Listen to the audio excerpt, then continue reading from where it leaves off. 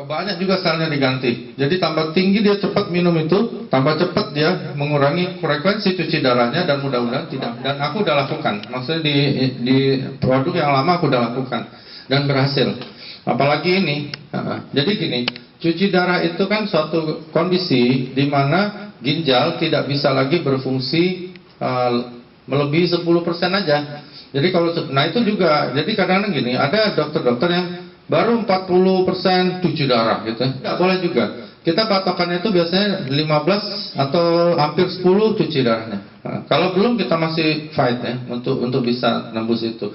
Nah, gunanya ini seperti aku bilang, sel-sel yang rusak, glomerulus darah ginjal itu yang rusak, itu kan ganti baru, tapi kan nggak mendadak ya, Ci ya. Maksudnya nggak hari ini minum ini, besoknya nggak cuci darah, bukan gitu loh. Tapi dia ada prosesnya. Berapa banyak dia minum, berapa banyak juga selnya diganti. Jadi tambah tinggi dia cepat minum itu, tambah cepat dia mengurangi frekuensi cuci darahnya, dan mudah-mudahan tidak cuci lagi. Kalau yang aku alamin beberapa nggak cuci lagi sampai sekarang. Beneran nggak cuci lagi.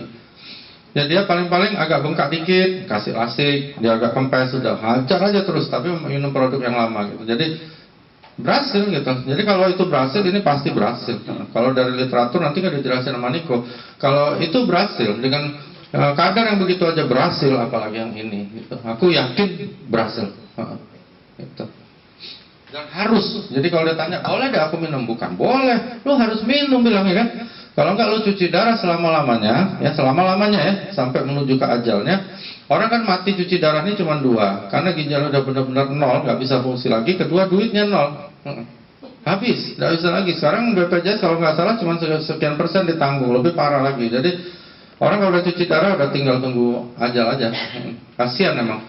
Nah ini salah satu harapan. Makanya terapi sel hidup ini harapan untuk banyak gangguan yang kayak gitu, diabetes lah, stroke lah, terus cuci ginjal, jantung, ring, bypass. Aku pasien bypass ada satu karena kawan baikku. Aku kalau nggak pakai ini, kira-kira mati nggak katanya? Kalau nggak pakai produk kau, mati. Aku bilang pasti mati. Pakai produk kau mati nggak? Mati juga aku bilang, tapi lebih lama. Mati juga, tidak mungkin tidak mati dong, bahaya kalau tidak mati. Tapi lebih lama. Jadi nekat juga kok Pak Ernest, ya minum sampai hari ini hidup loh. Harusnya bypass.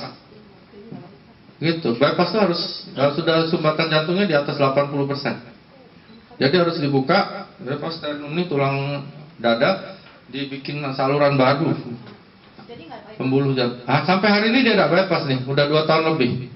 Jadi apa karena dia percaya, apa kesel sama aku gitu kan? Apa karena udah terlalu banyak beli juga dia harus minum, tapi sehat, masih main pingpong sama aku, udah mati-mati malah gitu. Jadi dia udah ke 2 dokter, satu di Singapura, satu di Jakarta gitu. Jadi dia beranikan diri untuk tidak bypass. Karena bypass pun lihat dari usia faktor berhasilnya 40%. Kalau dokter Indonesia katanya turun jadi 25% gitu. Orang nggak apa-apa nih di bypass, itu 25% berhasilnya, dan itu kita harus berani tahu itu. Jadi kalau dilakukan, 75% dia meninggal gitu. Nggak dilakukan, meninggal juga, tapi kan nggak perlu operasi, kan gitu. Nah kalau di luar negeri bisa naik sampai ke angka 60%. Jadi maksudnya tingkat keberhasilan 60%. Jadi bypass itu kemungkinan gagal besar sekali. Apalagi dokter-dokter baru jadi ya, mungkin keberhasilannya mungkin 5% atau berapa gitu.